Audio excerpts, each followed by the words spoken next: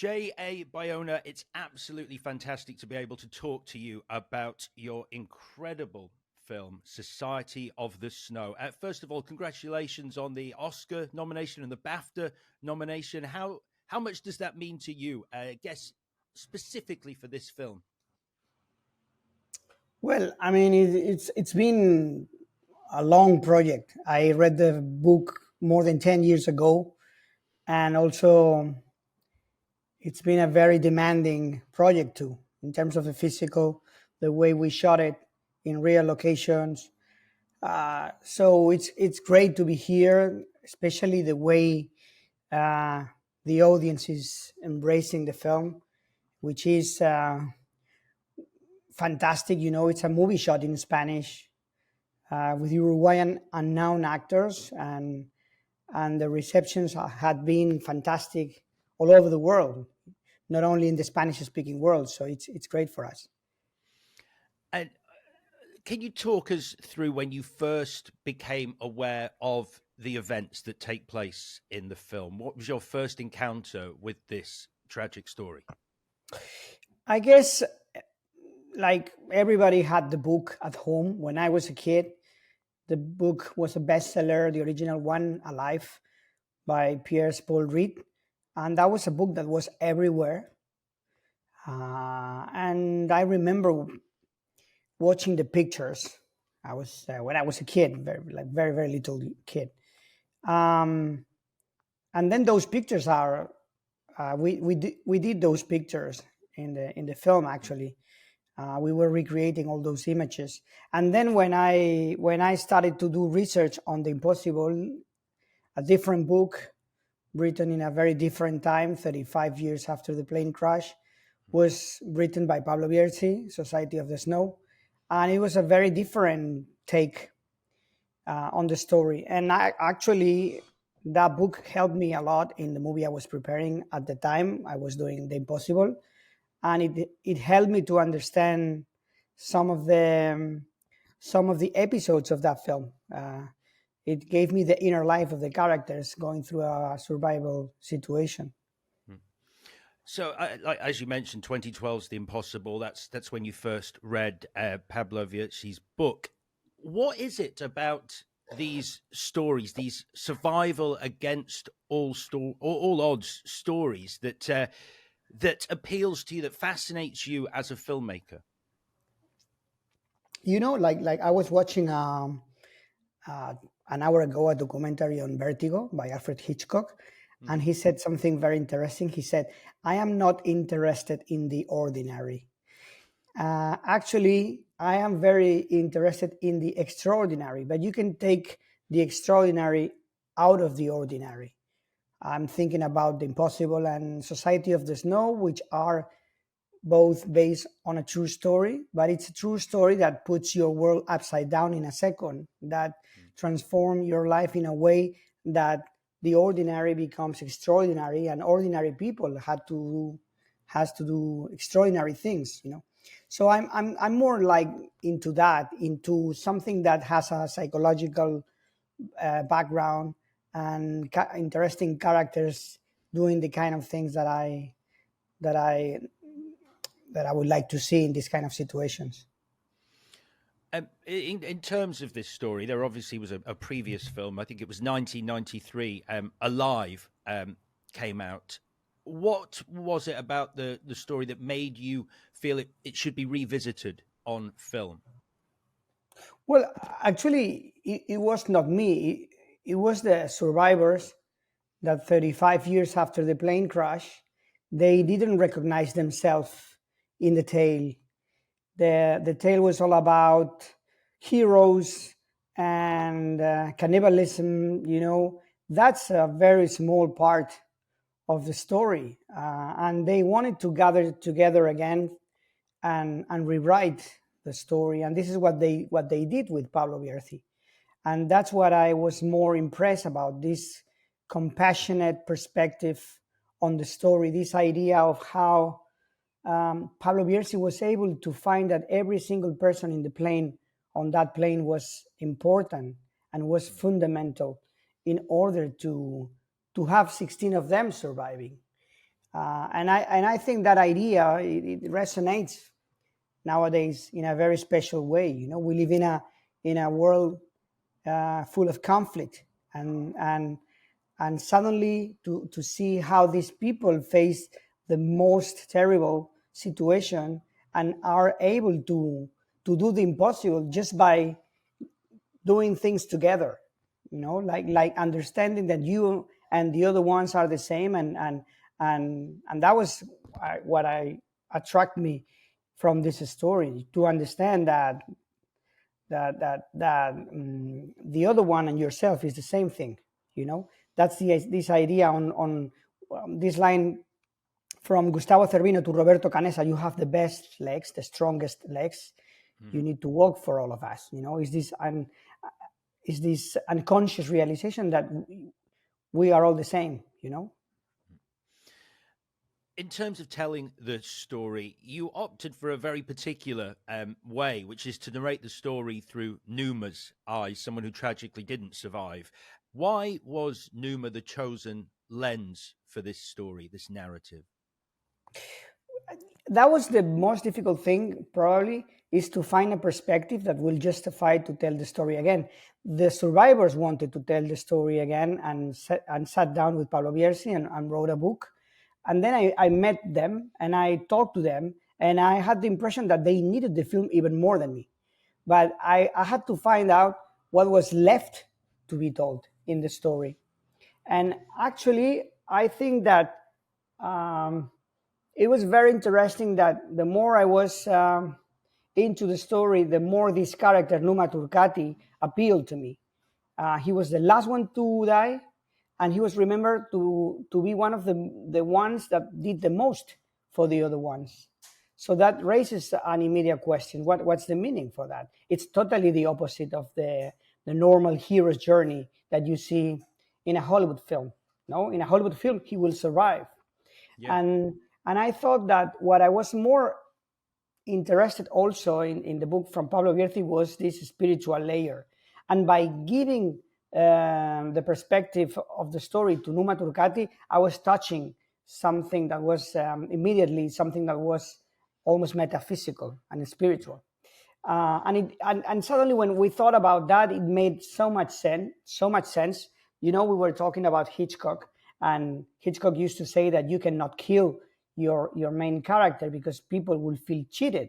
But that's how I would feel if I take a plane and I crash in the Andes and I survive one night at 30 degrees below zero, and then I had to use the corpses of my friends. And then there's a moment that you say, okay, 1 second, where is the limit? And those are the questions I was asking myself while I was reading the story. There's a wonderful moment in the making of when the cast receive the news that they've been selected after, I think it was 140 days of filming, and considering the intense experiences of your cast, has this led to lifelong friendships after the film between these actors? Yes. Actually, I was telling one of them the other day that I don't remember any single bad gesture between them. And it was a very hard shoot. You can imagine 140 days, very far away from home, from your family, from your girlfriends, and not eating, like experiencing cold all the time. But the more difficult it was, the more together they were, which basically what our story was about. And they are still, they all of them, they have a chat on WhatsApp, and they are all they still nowadays they are all day texting each other, telling everything about the film. Yeah, that we created like a family, and they still behave like a family. They met with the real life survivors, some of the real life survivors of this crash. Can you tell me the importance of those meetings when it came to telling the story and making the film?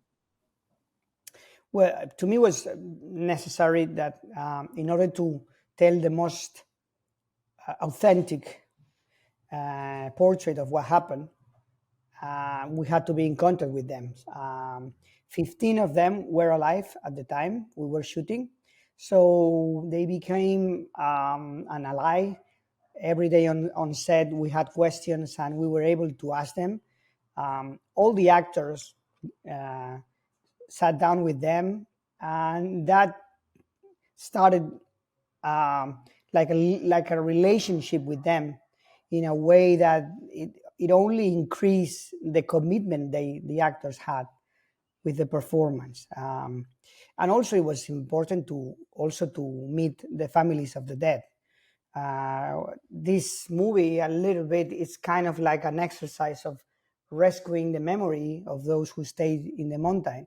And we had to keep their names in the film. You know, the other versions they did on this story, they couldn't get to an agreement, so they were not able to use those names. But for us, it was an exercise on rescuing the memory of these guys. So we needed those names. So we sat down with everybody, with the families of the dead, the survivors, and from the very beginning, when they knew that the perspective of the story was to tell what happened through the eyes of one of the guys that stay in the mountain, that was very welcome, and it created like an immediate curiosity about the film. And we had all their support, even though they never read a single line of the script. We always had their support, and nowadays I'm pleased that they all love the film, and everything went well, you know. But there was a moment that they gave us everything, and we didn't allow them to read the script. Wow.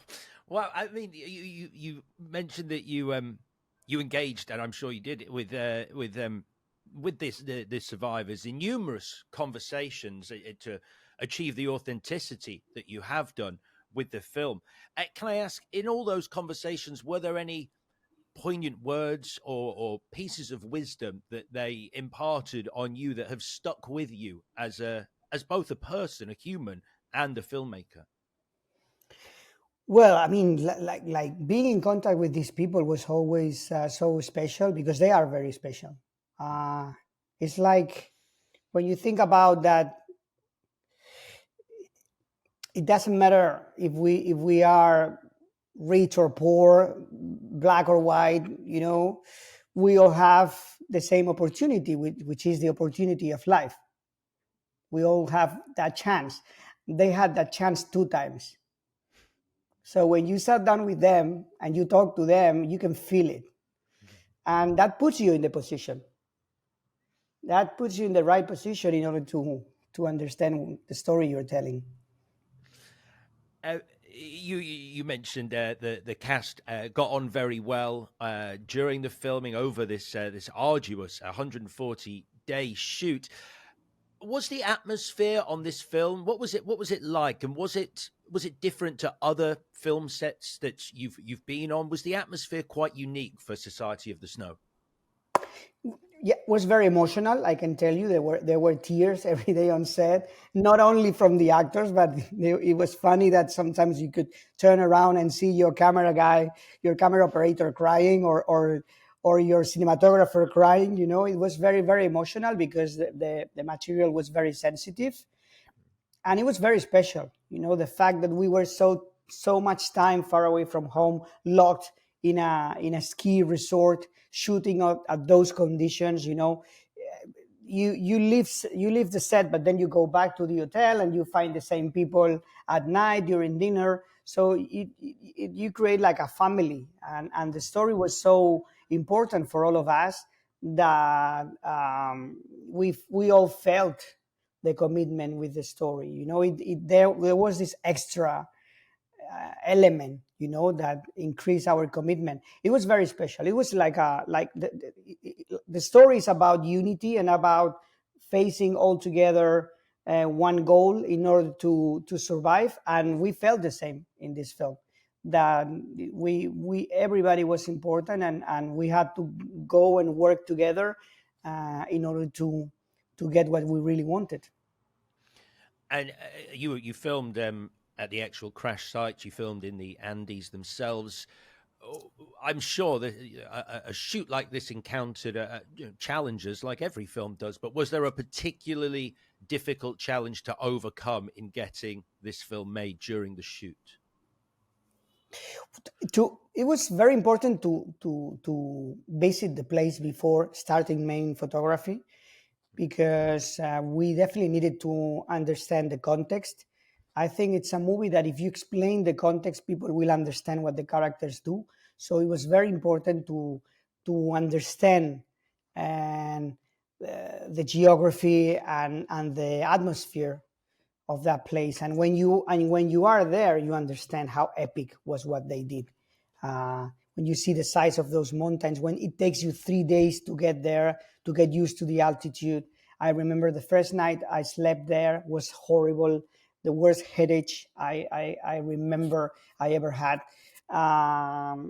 You wake up in the morning and your bottle of water is a piece of ice, and that puts you in the position to understand how epic is what they went through, and we needed that. And also, I really wanted to be there and ask for permission. So I remember like visiting the graveyard and tell the spirits or whatever, like, hey, we're gonna do this and we're gonna try our best. I know it probably would be enough, but it would be our best. And I remember that when we finished the shoot, because there was so very little snow the first year, I went back with some of the actors and we did the same. We visited the graveyard and I let them have their talk with the spirits of whatever.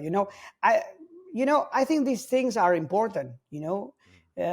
Because I don't know, it gives you maybe an extra commitment with the story you're telling, but it's kind of like beautiful to do that. Um, for anyone who has yet to watch Society of the Snow, it's available now on Netflix. It's an incredible piece of work. So, on top of all the awards bodies that are currently congratulating you, let me add my own personal congratulations. It's a Thank you. fantastic film. You have very kindly agreed to take us on your perfect trip to the movies. So we are your audience. You are our guide, J.A. Bayona. Let's go on your trip to the movies. So we push open the doors to our temple of film and find ourselves in the foyer. There's an excited buzz, as there always is in a cinema foyer, the hum of anticipation. It's your perfect cinema trip, J.A. Who have you picked, living or dead, to go with you? Yeah, I would love to go because I can ask anyone, right? Like Anyone?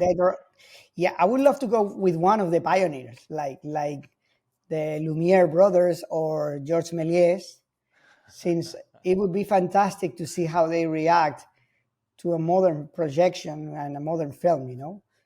I can imagine like showing them like a big movie nowadays, how they will react. That would be fantastic to see.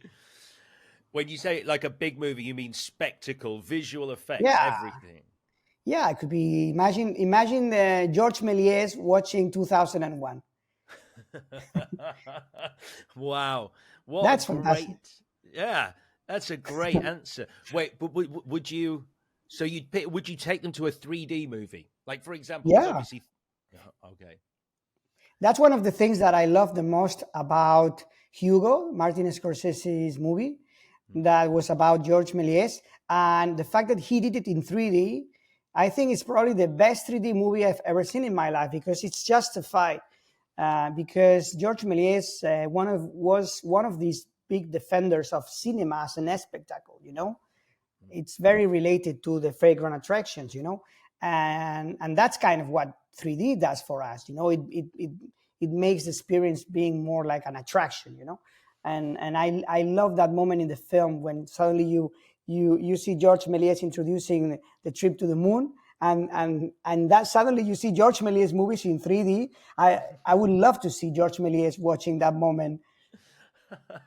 That's fantastic. Yeah, yeah. So you do think when it's used correctly, 3D is a useful part of the audience experience and a filmmaker's tool when it's done right.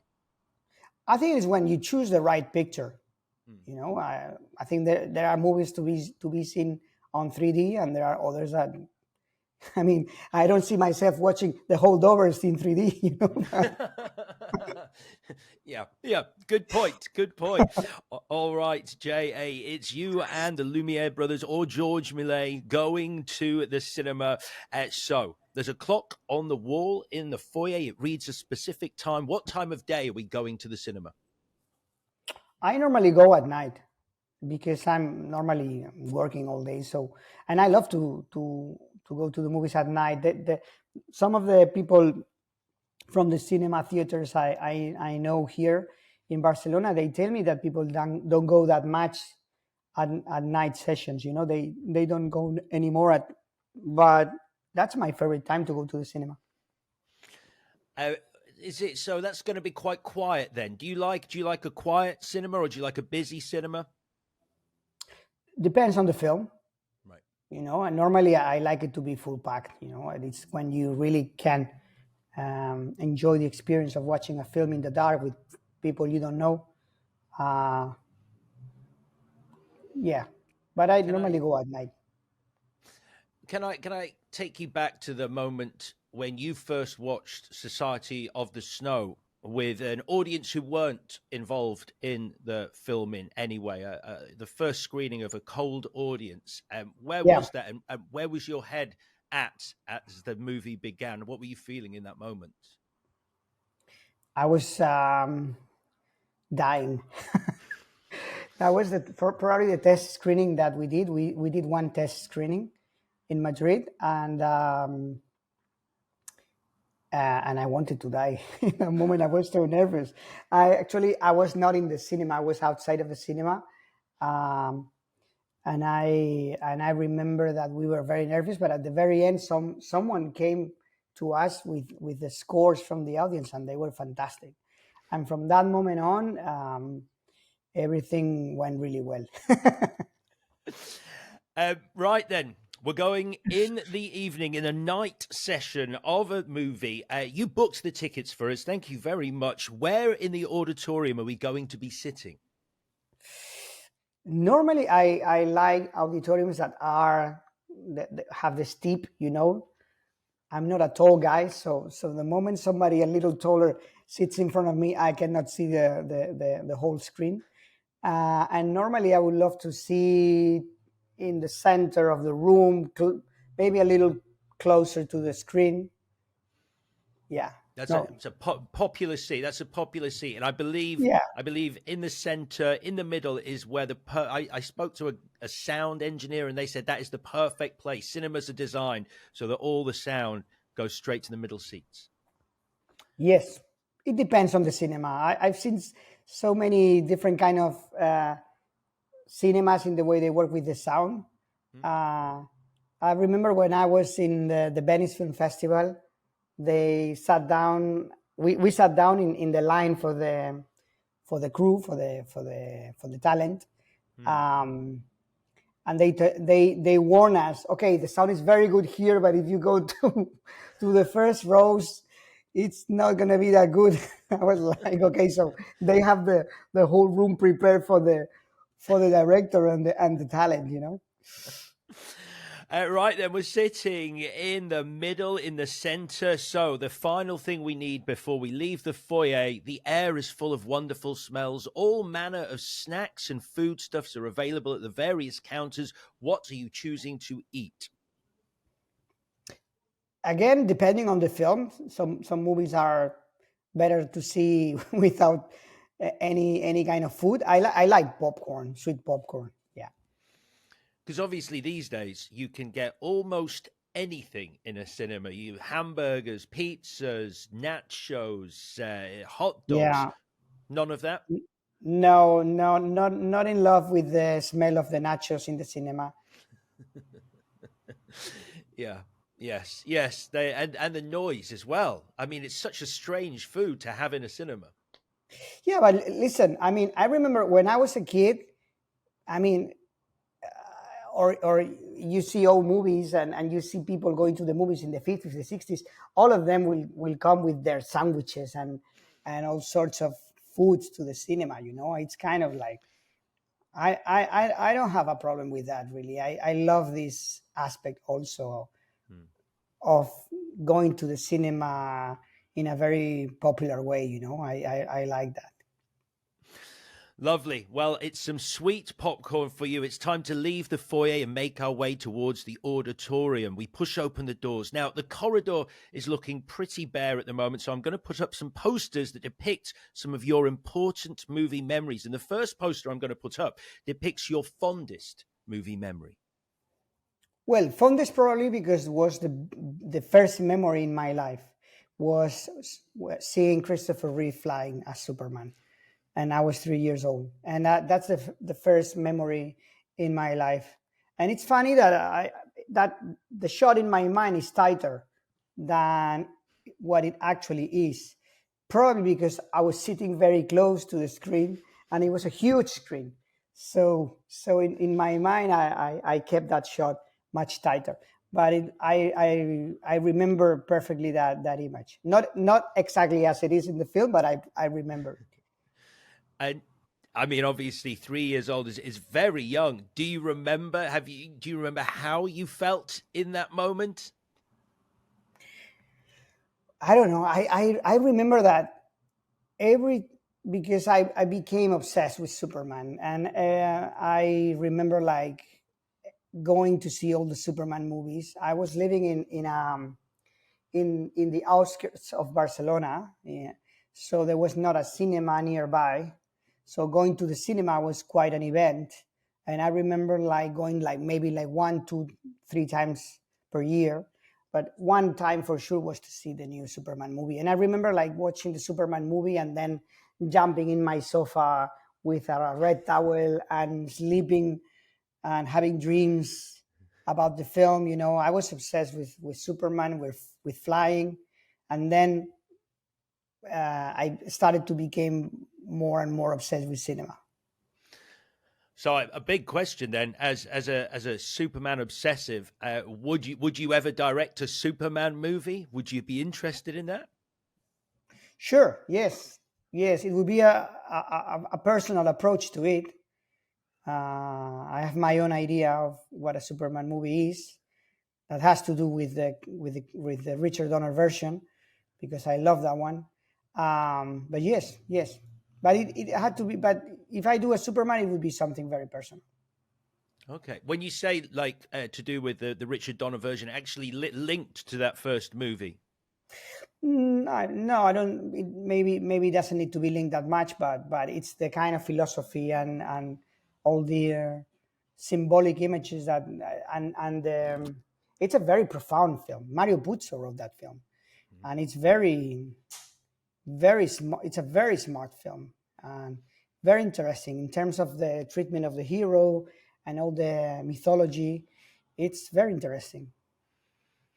It is, yeah. It is. It's a very interesting film and a movie that got Superman right in a way that subsequent films perhaps haven't quite got right. It's strange that we're here in 2024 now, and Superman 2, the original two Superman movies, are still regarded as the best, and no one's been able to capture that again. Yeah, but the very first one it's a good movie. It's a very good movie, and it's a very strange one. You don't see Superman until almost an hour into the film.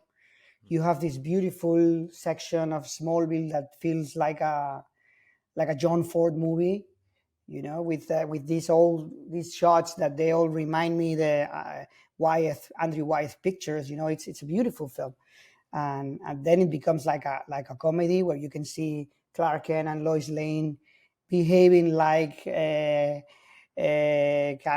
Grant and Rosalind Russell, that kind of screwball comedy, and it's a good movie, and actually it's a very good movie on top of a very good Superman movie on top of that. Well, lovely. Our first poster then is the original Superman movie, the first memory you have of cinema. So, our second poster depicts your worst movie memory. That's a tricky one, and this is going to be a very unpopular opinion. I remember watching Tarkovsky's Andrei Rublev in the Barcelona Cinematheque. And it was hard to watch. It was like it was long, very, very long. And there was a moment that you could read on the screen end of the first part, and I was like, no way, there's a second part coming in. That was exactly as long as the first one. So, but I was very young when I watched that. And I think I've seen many Tarkovsky's movies after that, and I think he's a fantastic director, and visually he's incredible. So I think I need to give the film a second chance. Oh, that was what I was going to ask. So you've never revisited it since that first time? No, it was too bad to me. Because I'm right in thinking this is a film that's often this comes near the top of many lists of the greatest film of all time. Yeah. Yes, I know. And I visit Tarkovsky from time to time. I think he's a very fun. I mean, he's one of the best. I mean, but I remember like being very young watching that film and having a not a good time. Right then, let's move on to our next poster. And this poster depicts the last performance that brought you, J.A., to tears. Oof, that's a good one. The last performance that took me to tears, I would say I was very moved last year with Argentina 1985, the movie about the trials on the politicians from Argentina. And I was very moved about Ricardo Darin's the lead character performance. I love the film. It's from Santiago Mitre. He got a nomination for Best International Film last year, and I love that film. Can you tell us about, was there a particular moment of his performance in the film and what it was that actually triggered you? Yeah, there's a moment at the end that the movie becomes like a trial movie, and there's like a beautiful speech that he does on justice and I cry like 3-4 times watching that film. It's a very, very emotional film. Full disclosure, I have not seen it, but I understand the context. If not the context, the courtroom drama is something that, as a trope, as a movie trope, the courtroom drama and the final scenes in a courtroom drama are really, really good moments to get some powerful emotion across. Yeah. I remember JFK was like that moment with Kevin Costner making the last speech. Yeah. Okay. Well, I'm putting up a poster for Argentina. You should watch it. It's a fantastic movie, eh? I'm going to. I've got it written down here. It's literally on my to-do list after this. I haven't seen it, but I'm going to watch it. It is a very good film. I'm taking. Very, very good film. Yes, very good film, and it's fun. Actually, it's a very serious film, but at the same time, it's very popular and fun. Those are the best movies, aren't they? Where it takes a meaty subject, something important, something very real, but it also makes it entertaining. So it brings an audience in who might otherwise never know the details of the story. Yes, yes. You should watch it. All right. I'm absolutely going to watch that. Thank you, J.A., for that hot tip. All right. So we're going to leave the corridor. We push open the final set of doors into the auditorium. Now, there is a crowd of people wanting to join you and Georges Méliès in the auditorium to watch the movie. Do you want to let them in? Do you want a busy cinema? Yeah. Yeah, 100% right. The crowd go wild. They pour into the auditorium. Now, before we get to the movie you have picked for us to watch, we're going to play a few other things on the big screen. And the first thing we're going to play is a trailer for the movie you are most looking forward to seeing at the cinema.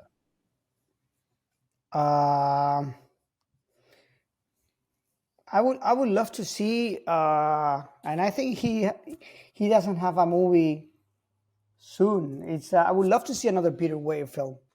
I remember meeting Peter Weir 2 years ago, and I asked him what was he doing, and he was not working in anything in particular. And he's one of my favorite directors, and he's not going. And I'm not sure if he's doing anything at the moment. But I would love to see a new Peter Weir film. Did he say when you met him? I didn't realize you'd met him when you met him, because I think you're right. It was 2010 was his last movie, The Way Back. The Way Did Back, he? which is a pretty good film. It's a pretty good film. Yes, I really enjoyed it. It's Colin Farrell is in it, isn't he? It's the journey from the Yeah, prison camp. Yeah. and Ed Harris. I don't remember now. Yeah, no, it is a good movie. I mean, he's made some incredible films. The Master and Commander, I thought was as Oh my God, brilliant. masterpiece. Yeah. But if you watch his old Australian films, Picnic in Hanging Rock, The Wave, The Last Wave, it's a fantastic director. And then Witness is a fantastic thriller. He's a fantastic director. Dead Poets Society. The Truman Show. We haven't even mentioned the Truman Show. Yeah. Yeah. And you have that one with the plane crash, another plane crash. What was that one with Jeff Bridges? The Mosquito Coast. No, the one with Jeff Bridges on a plane crash. I don't remember the title now. Oh, that's going to bother me. Yes. Oh, I can't remember. But yeah, I know the film. You mean. So when you met him, did he say why he'd stopped making films? Did he give any indication? Did he fall out of love with cinema or something? Not really. He told me that he was preparing things, but I felt he was a very calm man, and he said that he was working on stuff, but not he was not going to shoot anything soon when we talk. It's interesting. As a filmmaker, he made very, I guess, in inverted commas, mainstream movies, but they were also like very, very artistic. He inhabited this unique space of making something that was accessible to an audience, kind of like what we were just talking about, but was still, a beautiful and unique kind of work. Yeah, very sensible man, I think, and a lot of attention to detail. He's kind of like very interested in human nature in a very profound way. His movies have always this kind of like almost like sacred images, even though you don't say that they feel like religious films, but they feel like sacred somehow. It's a fantastic director. I would love to see a new Peter Weir film. I would too. Right then. Well, we can't play a trailer. We'll just put up the text on the screen demanding that Peter Weir makes a new movie. Right. Next up, we're going to play on the big screen the movie moment that makes you literally or metaphorically pump your fist in the air.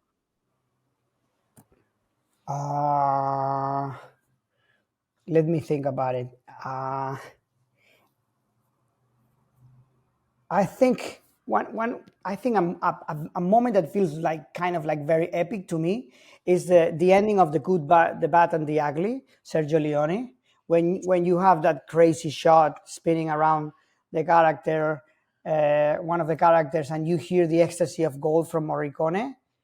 I think that's a moment that is so crazy. It's pure cinema. It's something that you can only explain through the art of film. It's impossible to recreate that on a play, on a book. It's pure cinema, and it's just like a way of telling a moment, to make a story, a moment big, epic, fantastic. It's a moment that I love.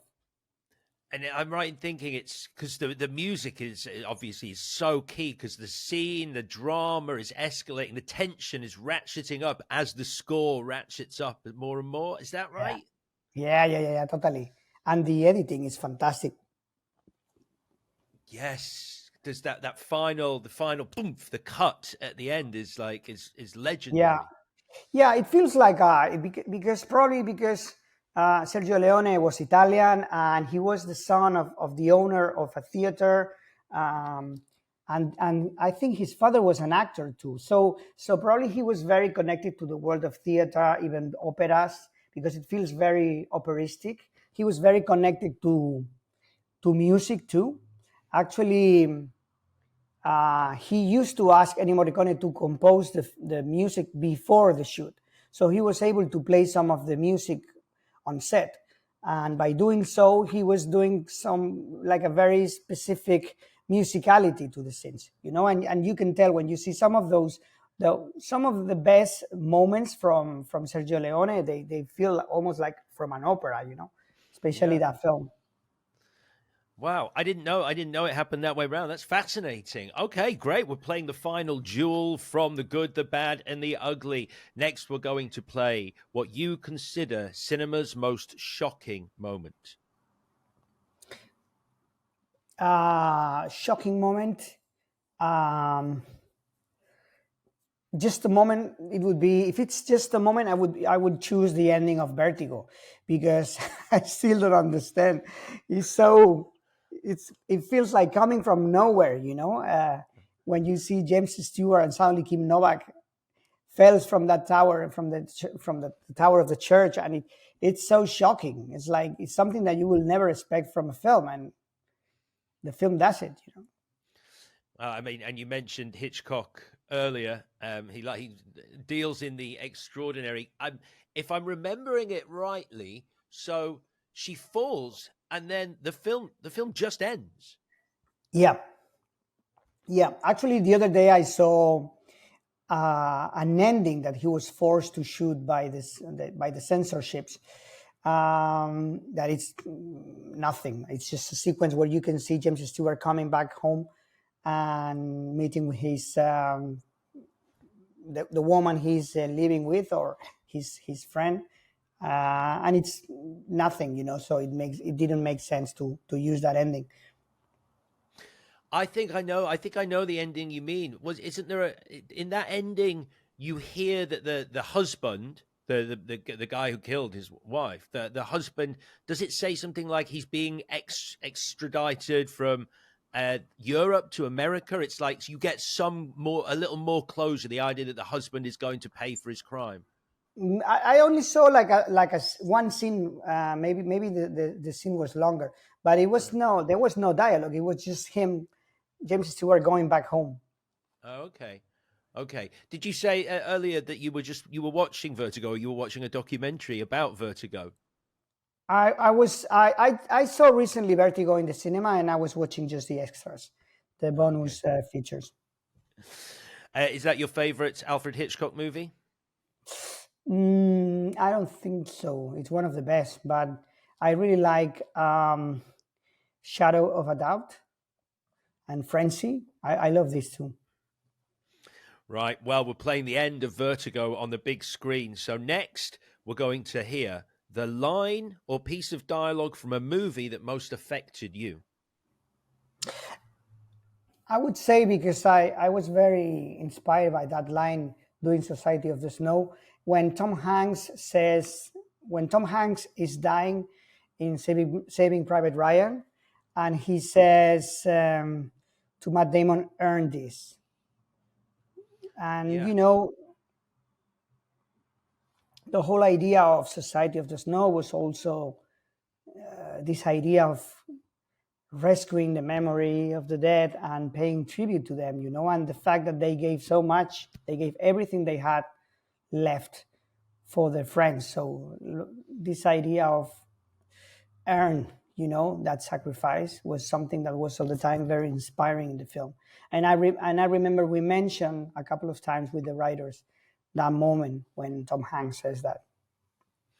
Oh, really? You actually discussed that line when you were with the screenwriters when you were working on it. Yeah, we discussed the idea, of the fact that so many people died in order to secure peace, and it felt this idea of sacrifice for the greater good. And the moment when Tom Hanks is dying, he says that line, "Earn this." We thought maybe it was too strong for our characters to live with that. I mean, they had enough with survival, and and at the end they did their best. Some of them did more, some others didn't do that much. They did what they could, and at the end it felt like too much, this idea of earning the death of other ones, but yeah, for sure there was this idea of sacrifice and sacrifice for the other ones and for a greater good, that it was something that resonates from that film in our film. Yeah, I was going to say, it is at the end of Saving Private Ryan, it is quite a lot of pressure on poor Matt Damon going forward. It's like you're not going to forget that moment. Yeah, beautiful Right. film though. I love it. Oh, I weirdly I watched it only recently, and I'd forgotten it's one of Spielberg's great movies. Yeah. I mean, it's not Jaws personally, but it's good. Not too bad. No, that's my. I think with Spielberg you have many pictures you can choose. You can pick. Yeah, much like you, I guess that's absolutely true. That is absolutely true, and it depends on when you saw which film and how old you were. Like with you and Superman, I watched Jaws when I was 5 years old, and I've never been in the sea since. So it has that for me. Right, one final question before we announce the movie you've picked, and this is what you consider the best use of music in a movie, JA. That's a good question, because for use of music, I will say, because it's integrated in the story, it's the music that Jeremy Irons plays in The Mission. Oh, yes. It's in his oboe. The piece is called Gabriel's Oboe in the soundtrack from Morricone, and he uses that music in order to get the trust from the Guaranis and from there Morricone develops a main theme that is one of his best melodies ever, and the way the music sounds in the scene and then becomes the soundtrack of the film is beautiful too. It's a great use of music. Yes. I wonder if I can't remember whether Jeremy Irons actually plays it himself on the oboe. He gets into the jungle and starts to play with a flute or with the oboe, Yes. and he suddenly the Guaranis starts to come up and surround him, and he slowly starts to get the trust of them by using music, which is a beautiful idea. A beautiful idea. Absolutely. Great. Well, we hear that wonderful Morricone score echoing round the auditorium, and as it falls silent, it is now time, JA, to announce to Georges Millet and this packed audience exactly what movie out of all other movies you've decided to screen for us tonight. What are we watching? I was going to say Silence of the Lambs, because I've been thinking about the film for a long time now, and I want to watch it again. When did you have you seen it recently? When was the last No, time you saw it? well, I saw it probably 4 or 5 years ago, and the more I think about it, the more I like it. It's a perfect thriller. So what is it about Silence of the Lambs specifically that really that you enjoy and that you would want to screen for our audience? Actually, I thought about that film because it's the film I'm planning to watch tonight. So I was thinking, okay, so I'm gonna say that if it's a specific for that audience, I mean that's trickier. Yeah, it's a perfect film. I love it. I really want to. I was the other day I was watching the new True Detective, and Jodie Foster is so good on it that I wanted to watch again Silence of the Lambs, and I think it's a perfect thriller. It's a movie that you can watch 100 times and you will enjoy it and discover new things and new readings on the story.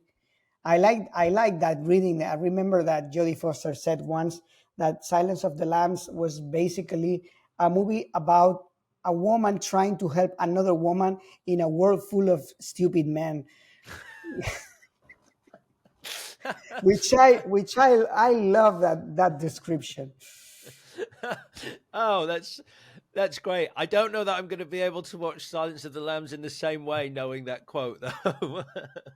But it is fantastic. It makes a lot of sense actually when you Yeah. watch the film. I mean, obviously, I think one of the great things about it, considering how many times it's been turned into a joke, parodied, sketches, the fact that despite all of that in the years afterwards, Anthony Hopkins' performance is still chilling, even though we've seen it as a joke. No, it's great. It's a very simple film, but it's so effective. I love the references to Nosferatu.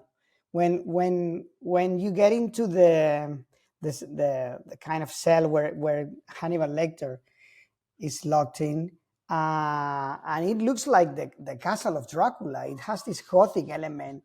The walls made of stone. Yeah. It's kind of like I'm sure that the cells are not like that in a in that kind of institution. But it works as a movie. It works perfectly. Oh, that reveal as the camera comes round to the final cell and he's just standing there. It's great. I, Yeah, she's I taken did. by a terrible man into this corridor, and then as she walks in, she sees more terrible men on the way to see finally the most horrible man on earth. So it makes a lot of sense what Jodie Foster said about the film. Yeah, yeah, descending the levels of hell. Yeah, it does. And weirdly I saw Manhunter the other Mhm. day that Brian Cox, very different interpretation of the character, but equally chilling. Yeah, very different. Yes, I should watch that again because I saw it 10 years ago, something like that. I don't Oh, remember that it's much. It's from the 80s, right? yeah, and it feels very 80s, but it's still great. Feels very, yeah, yeah, yeah, yeah, yeah. Well, I mean, Michael Mann feels very 80, and he's great when he feels 80. Yes, that is very true. Very true. Well, that's it, JA. The audience are milling out, smiling, chatting, and thanking you for taking them on a brilliant night out at the cinema. All that's left to ask is, have you had a good time? Yeah, I had a great time. And Thank you so thank much, you. Alex. No, thank you, JA. And once again, if I could just say, Society of the Snow, a wonderful piece of work, and congratulations. Thank you so much, Alex. Thank you so much for watching this interview. I'd love it if you would check out some of the other interviews on our channel. They're all fascinating and unique trips to the movies with some wonderful, wonderful guests. And if you would like to find out more, do hit us up on our social channels. We are at Trip to Movies Pod. That's at Trip to Movies Pod on all social media with lovely content on there. And you can get in touch with us if you so wish. Thanks again.